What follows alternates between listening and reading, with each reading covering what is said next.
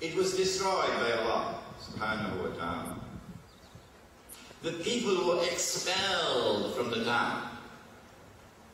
And then the Lord placed a ban on them. They could never return to reclaim this town as their own. Never. They could come back as a tourist, that's okay. But you cannot return to reclaim this town as your own. No. Until when? Until Gog and Magog are released. And after they are released, they spread out in all directions, meaning they take control of the world. And so you now have the world order of Gog and Magog. And then with their power over the world, now you see these people being brought back to that town to reclaim it as their own. And so Gog and Magog are linked with a town, are linked with a special people. This is something in addition to the Arabs. Gog and Magog like to attack the Arabs, humiliate the Arabs with sexual perversions in the prisons of Iraq by people who dare to call themselves civilized. And now would say this was just an aberration. Which town is this that is linked to Gog and Magog? This is something absolutely new to a Christian. I think so. If I'm wrong, I wish to be corrected. Because the material which is available to the Christian and the Jew does not have this information. If I'm wrong, I would like to be corrected. Which town is it? Destroyed by the Lord. The people expelled. A ban placed on them that they can never return to reclaim that town as their own until Gog and Magog are released. And after they are released, they spread out in all directions. Remember, they're being released in waves, eh?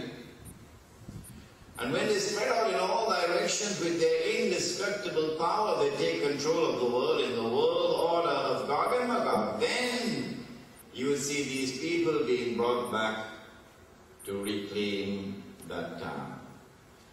This book has dealt with that subject in detail.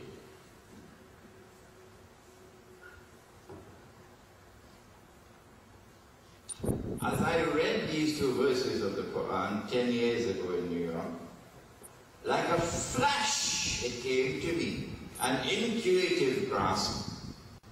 Wait a minute. This is Jerusalem. Yeah, this is the Holy Land. This is the Jews. But that was only an intuitive insight. I had to go on now to do my homework. How to prove it? You can't prove an intuitive insight. Yes, it can be proved. It is Jerusalem. How? Let us go to all the statements of the Blessed Prophet on Gog and Magog, called ahadith.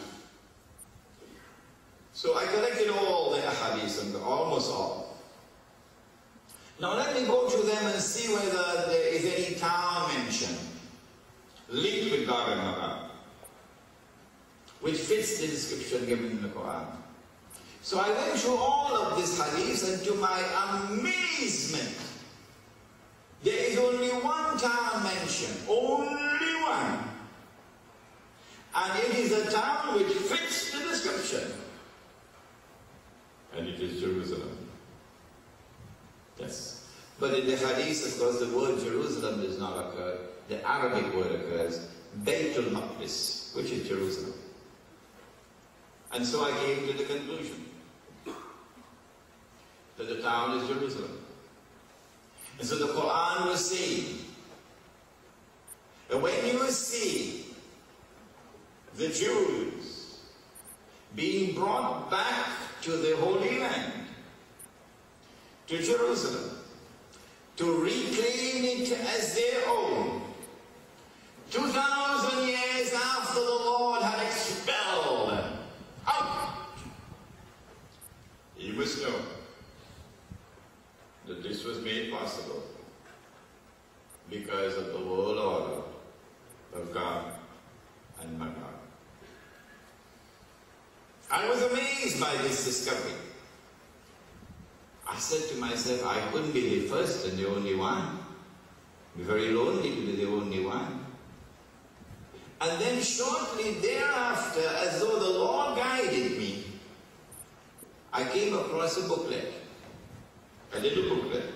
If you come to my class on Thursday at 6:30, San Fernando, Jama Masjid, all of you are welcome to my class on Surah Al-Kahf. I'm going to bring that booklet to the class. Get it photocopied.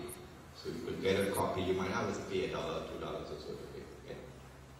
It was a booklet on Gog and Magog, written in 1963 or somewhere around there.